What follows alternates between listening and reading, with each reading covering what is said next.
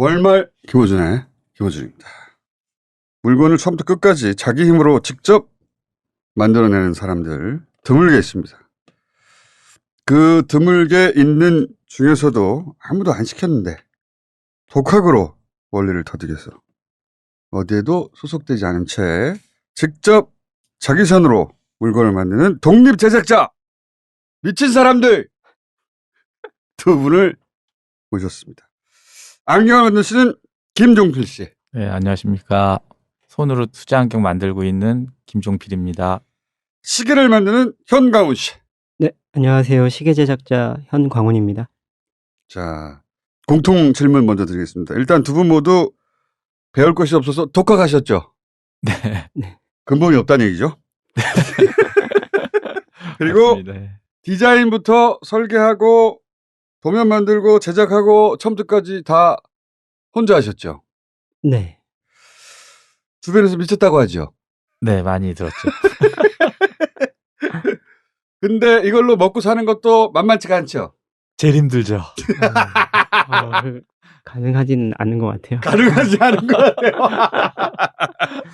자, 그러면 우리나라 1호 안경 디자이너라고 하시는 김종필 씨 먼저 제가 여쭤보겠습니다.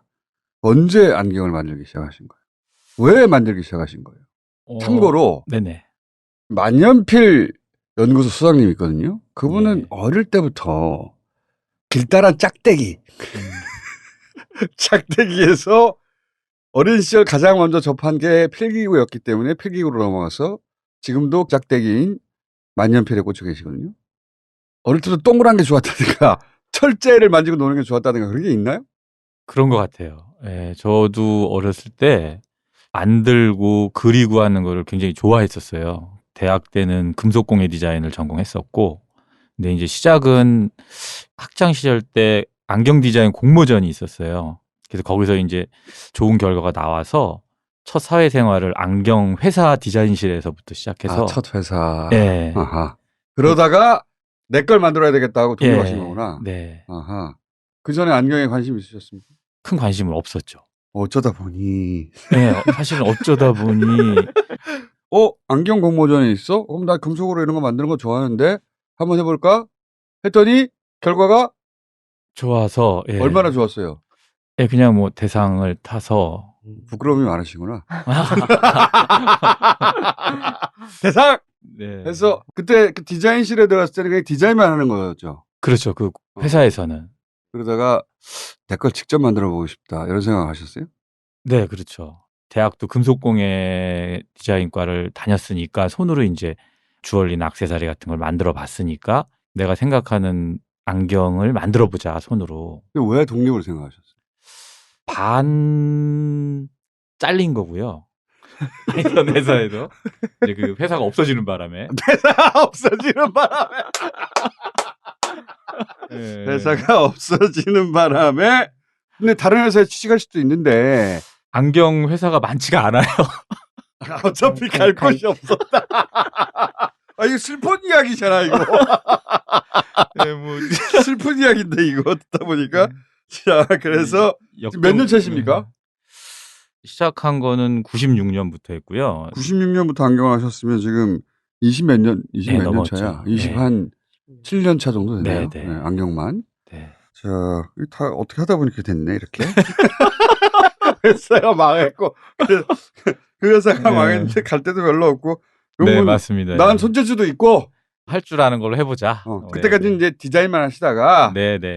그래, 나 손재주 있는데, 나 금속도 좋아하고, 뭐 직접 만들어 볼까? 그게 우리나라 안경 디자이너 1호의 탄생인데. 근데 그 안경에 들어간 작은 나사도 있고. 네네. 그 소재들도 그렇고. 네. 그게 공장에서 다 찍어서 나왔을 때 하고 자기가 그걸 직접 만들 때하고는 완전히 다르잖아요. 저 같은 경우에 이제 아예 나사를 제가 없앤 구조로 만든 안경이 아예 다리 작은 나사를 개인이 만드는 건 쉽지 않으니까. 네. 여기에 금속 다리로 돼 있는 안경들이 있거든요. 걔네들은 아예 그냥 이거요? 네, 나사가 없어요. 그러네. 일부러 그런 구조를 만든 거예요. 그 독특하다 진짜 안경. 네. 공예를 하신 분이 안경을 하다 보니까 기존 안경 틀하고 완전히 다르네. 물론 일반인들이 쓸 수 있는 안경도 있죠. 있죠. 예. 이거는 나무 위로 풀이 자랐어. 나무 위로 꽃이랑 풀이 자라가지고. 근데 얼마 전에 그게 팔렸어요. 홍콩에서 한 분이 찾아와가지고 인터넷 보고. 딱 한 분. 네, 한 분. 근데 이 안경은 예술하는 분들이 무대에 있었을 수도 있겠다, 그죠? 맞습니다. 예. 이거는 딱 하나 있는 거 아니에요? 그렇죠. 예. 나중에 사진을 보시겠지만, 안경 탭 위쪽으로 식물이 자랐어요. 아니, 근데 이거 재밌다, 이거. 그러면 이 뿌릴 테잖아요. 네. 이걸 직접 깎으시는 거예요? 네네. 그러면 거기 손으로 보면은 톱질해서. 파내야 될 부분도 있는데 직접 파내시는 거예요? 그렇죠. 예. 그러니까 소재를 선택하고 직접 깎고 파내고 붙이고 네, 맞아요. 예. 금속을 잘라내고 네. 꺾고. 아, 이거 전체가 수제죠, 지금. 이 안경 전체가. 네네. 이런 소재를 선정하는 것부터 시작하는 거네요. 그렇죠. 이런 뿔도 여러 가지가 있을 거 아니에요. 천연 소재로 되어 있는 뿔테 계열이 좀 있고, 얘는 이제 합성수지 계열인데요. 천연은 뭘 넣었어요? 예전에 왜 솥뿔이라든가 솥뿔. 뭐 거북이 등껍질 같은 그런 것들이 거북이 예전에 껍질. 또 많이 사용돼. 요즘에는 이제 거의 아, 그렇지. 동물을 해쳐야 하니까. 맞아요. 예, 과거에는 그게 고급 소재였는데 그렇죠. 예. 지금 더 이상 쓰지 않고 대체하는 합성 소재를 쓴다. 네, 맞습니다. 이 안경 되게 예쁜데 지금 들고 있는 거. 이 안경의 이 동그란 정도라든가 이 각도라든가 네네. 이런 거는 한 개 만들 때마다 조금씩 다르겠네요. 수제니까 당연히. 갖기 하기 힘들어요. 일부러 다르게 하는 게 아니라 다르게 하려고 다르게 하는 게 아닙니다.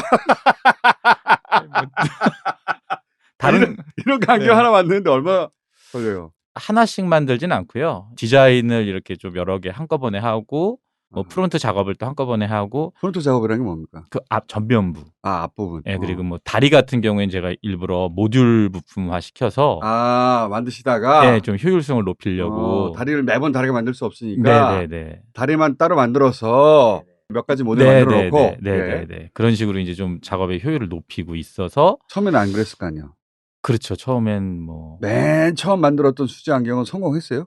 소재 물성이라든가 그런 뭐 작업 자체가 저희가 어디서 배워서 한 게 아니다 보니까. 그러니까 어디서 배워서 하는 게 예, 아니다 보니까 이렇게 만들면 되는 거구나. 그렇죠. 예. 그렇게 한거 아니에요? 요렇게도 해볼까 저렇게도 해볼까 뭐 이러면서 찾아가다 보니까. 그냥 독학한 거예요, 그죠? 네.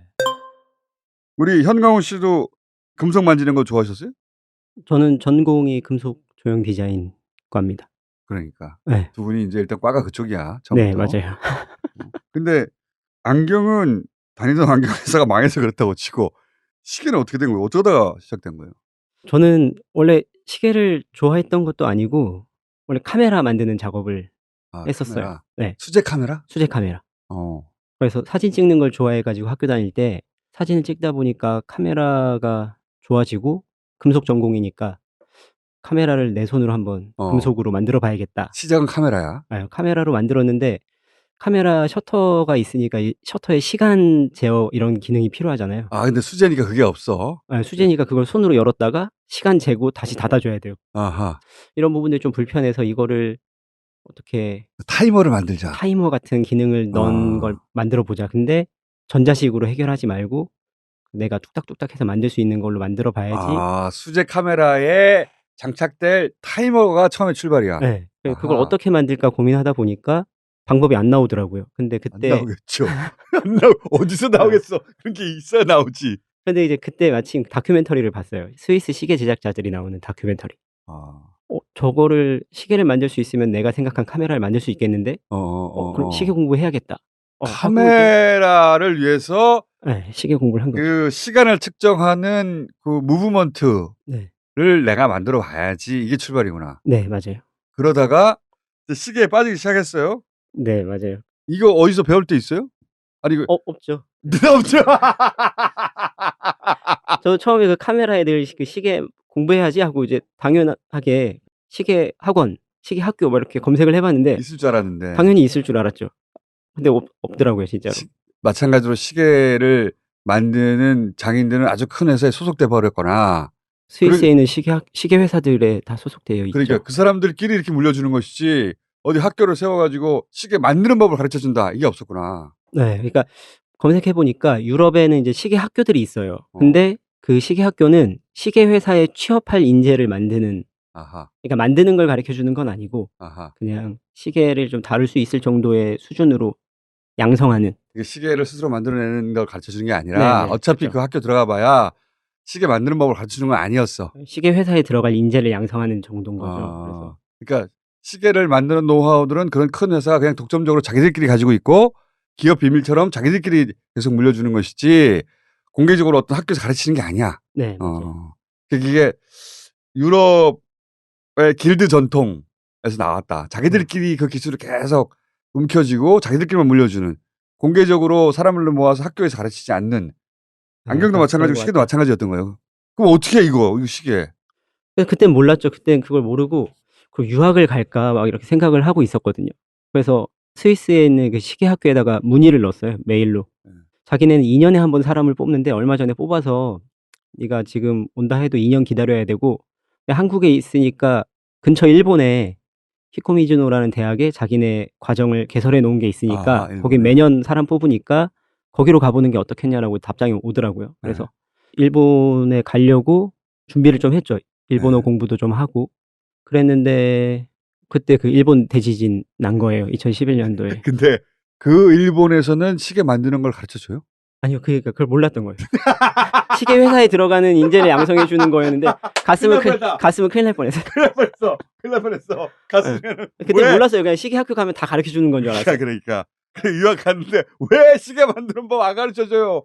원래 없어 커리큘럼에. 그럴 뻔했어요. 그래서 그럴 뻔했는데 네. 못 갔어. 못 가게 되니까 그때 이제 그냥 생각한 게 독학하자.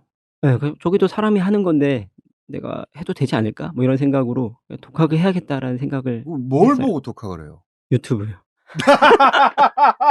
근데 유튜브에 뭐 이렇게 시계 만드는 게 나와 있는 건 아니고 시계 제작자들 있잖아요. 그런 유럽에 있는 시계 제작자들 인터뷰 영상 같은 것들이 있는데 유명 시계 제작자 인터뷰들. 근데 뭐라고 말하는지 모르죠. 뭐라고 말하는지 모르고 그 인터뷰 무슨 도움이 돼? 보통 그 인터뷰를 작업실에서 하는 경우들이 많아요. 그러면은 그 작업장 풍경 같은 게 싹 보일 때가 있거든. 그때 딱 스페이스바 눌러서 멈춰 놓고 작업 책상 위에 있는 도구들 있잖아요. 야, 진짜 무대보다. 그 시계 제작자가 뭐라고 하는지는 크게 관심이 없고 어차피 내가 눈대중으로 보고 작업 책상에 있는 그 도구들을 보고, 그러니까 어쨌든 시계를 만들려면 도구가 필요한데 무슨 도구로 만드는지 모르니까 진짜 무식한 전공이다 진짜. 그래서 그 화면을 보고 도구가 이름도 모르고 그러니까 눈으로 그냥 익혀두는 거예요, 그 모양을. 그리고 이베이나 아마존 뭐 이런 데다 검색을 해보는 거죠.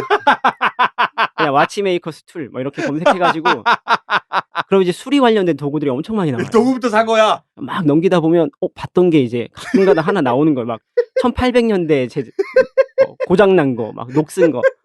그럼 이제 그걸 막 열심히 비딩해가지고 낙찰 받아서 그걸로 뭘 할지도 모르면서 모르죠. 우선 와야 만져봐야 이걸로 뭘 하겠구나라는 생각을 해보니까 현광훈 씨 큰일 날 뿐이네.